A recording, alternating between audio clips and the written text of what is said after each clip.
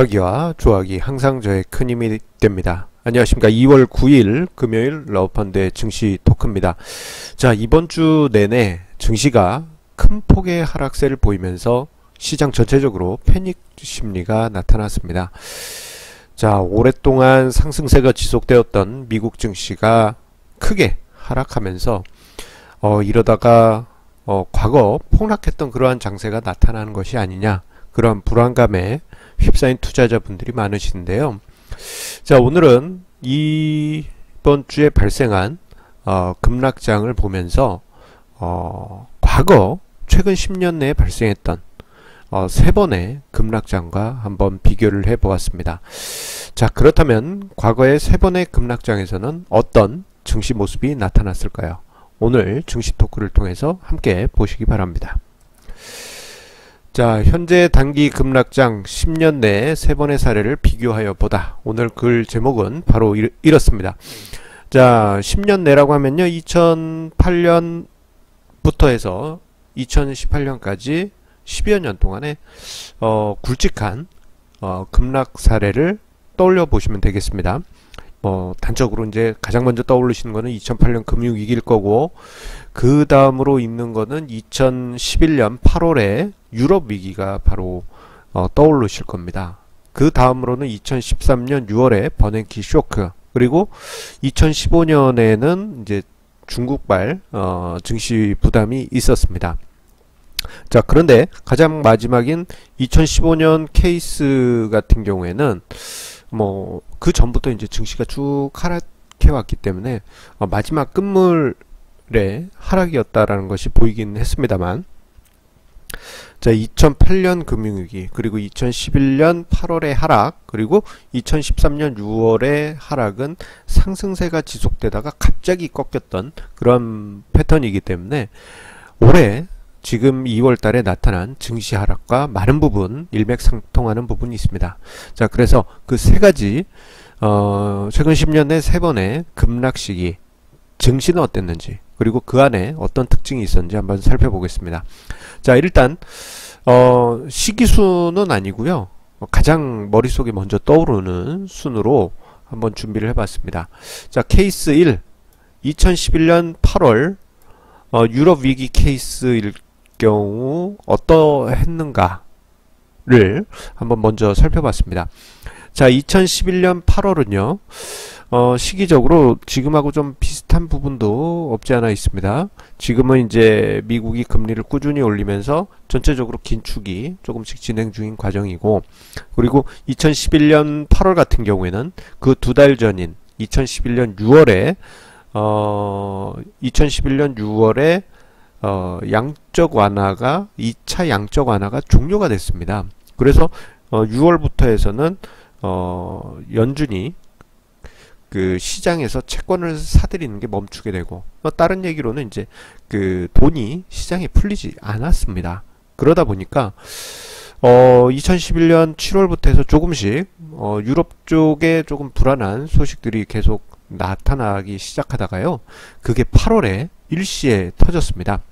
자, 지금 화면상의 차트가 그때 당시 차트 흐름인데요. 자, 2011년 8월에 유럽 쇼크로 인해서 주가지수가 단숨에 22% 이상 급락을 했습니다. 그때 당시 8월 첫날만 반등을 하고, 그 다음날부터 급락세가 지속이 됐는데요. 이 약세 흐름이 9월 말까지도 지속이 됐고, 이게 이제 상승 추세로 전환되는 데에는 두 달이 훨씬 지난 이후에야 이제 충격이 해소되는 과정으로 바뀌었습니다. 시간이 좀 제법 많이 걸렸죠. 자, 그런데요, 그 시기 때 시장에 특징이 있습니다. 자, 2011년 8월 그 전까지만 하더라도요, 시장은 차화정 랠리 속에 차화정 가지아 장세가 나타났습니다. 자동차, 화학, 정유, 이렇게 세 가지 업종이 지수를 주도하면서 상승세를 이끌어갔고, 그때 당시엔 펀드 매니저 중에 차화정을 가지고 있지 않으면은 바보 취급을 받던 그러한 시기이기도 했습니다. 그랬던 장세 분위기가요, 그때 차화정은 영원히 갈 것이다, 그런 분위기였습니다. 그런데 2011년 8월에 증시가 폭락하면서 그 시점을 기점으로 해서 차화정 장세가 끝납니다.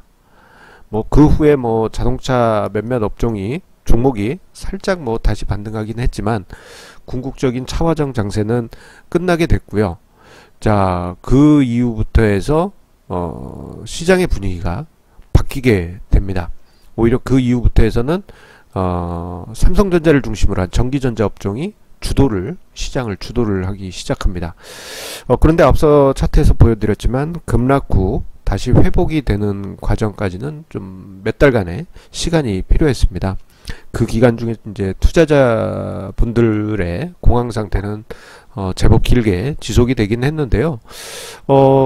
그 이후에 주도주가 바뀌는 것과 더불어서 우리 가치 투자자 중심 분들의 게는 시장이 우호적으로 변하게 됩니다. 자, 그 이후부터 해서는 스몰캡 중심의 가치주가 주가지수보다 높은 상승세를 보여주게 되는데요. 그 전에 차화정 장세 때는 철저하게 소외됐었습니다. 그 분위기가 확 바뀌게 된 것이 바로 2011년 8월 급락장이었습니다. 자, 그리고 두 번째 케이스는 2013년 6월에 버냉키 쇼크입니다. 자, 버냉키 쇼크. 이때 당시만 해도 버냉키 의장이 연준의 의장이었죠. 이제 마지막 말년이었습니다. 그 다음에는 이제 자넷 옐런 의장으로 바뀌기 직전인데 버냉키 의장이 이제 마지막 해에 이제 단계적으로 양적 완화를 축소해 갈 것이다. 그러한 의사가 있었고 2013년 5월 말에 그런 발언을 합니다. 테이퍼링을 진행한다. 양적 완화를 단계적으로 축소해 나갈 것이다. 그런 발언이 있게 된 이후 잠시 소강 국면에 있다가 자, 지금 도표에 나오는데요.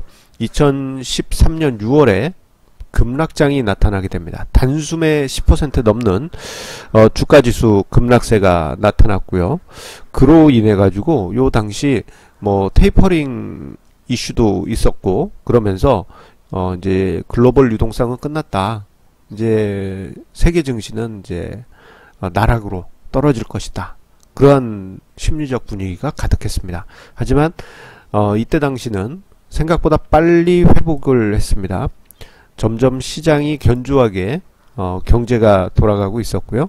그리고 버냉키 의장이 얘기했던 테이퍼링이 당장 시작한다는 게 아니고 2014년 어느 날부터는 시작할 것이다. 미래에 대한 이야기였기 때문입니다. 자, 그래서 그때 당시 저는 참 버냉키 의장이 참 똑똑하게 발언했다. 뭐랄까 똑똑하게 생각했다라고 보았는데요. 그 이유는 양적 완화 축소를 갑자기 하게 될 경우에는 투자 심리에 큰 악영향을 주게 됩니다. 아이고, 여기 제가 오타가 있었네요. 양적 완화를 축소입니다. 축소하기 시작하면 어떻게 될지 그것을 시장의 면역력을 테스트하고 그 다음에 본격적으로 테이퍼링을 자넷 옐런 의장 시절에 시작할 수 있게 그렇게 분위기를 다 만들어줬던 것이죠. 마음의 준비를 할 수 있게 했던 것입니다.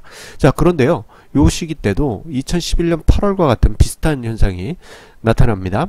그것은 2011년 8월 이후에 차화전의 바톤을 이어받아서 삼성전자가 100% 가까운 상승세를 이어갔었는데 자, 2013년 6월 이후 6월에 유럽 버냉키 쇼크 이후에는 삼성전자의 상승세가 3년 동안 꺾이게 됩니다. 오히려 그 이후부터 해서는 의약업종으로 대장업종이 넘어가게 되고요. 이와 함께 스몰캡 중심의 가치주들이 그 전에는 이제 완만하게 주가지수보다 살짝 높은 속도로 올라갔다가 2013년 6월 버냉키 쇼크 이후에는 그 상승 속도가 매우 가파라져서 2015년까지 아주 강한 상승세가 나타나게 됩니다. 즉 위에 두 개 케이스를 보더라도 어떤 중요한 급락 이후에는 시장의 체질이 바뀌면서 그 직전에 가치주가 소외받았을 때 그 이후에는 가치주가 주도했다라는 것을 확인할 수 있는 대목이죠. 그리고 마지막으로 세 번째 시나리오는 이제 혹시 2008년 금융위기처럼 되는 게 아니냐 그런 우려감이 시장 참여자들 사이에서 있는 게 사실입니다. 자, 그때 흐름을 보게 되면요. 2007년까지 중국 관련주, 철강, 해운, 조선 종목들이 주가지수를 주도하면서 끌어올렸습니다. 그때 당시 철강, 해운, 조선을 안 가지고 있으면은 8푼이 7푼이 8푼이 취급을 받던 시절이었습니다. 자, 그랬던 시장 분위기가요. 2008년 금융위기 이후로는 철강, 해운, 조선은 주도주가 아니라 이제 미운 오리로 전락하게 됐고요.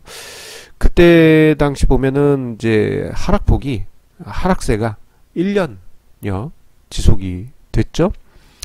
처음에는 이제 1월 달에 12% 하락하고 그 다음에 5, 6월까지 이제 반등세가 있어서 뭐 위기가 극복이 되는가 싶었는데 미국에서 계속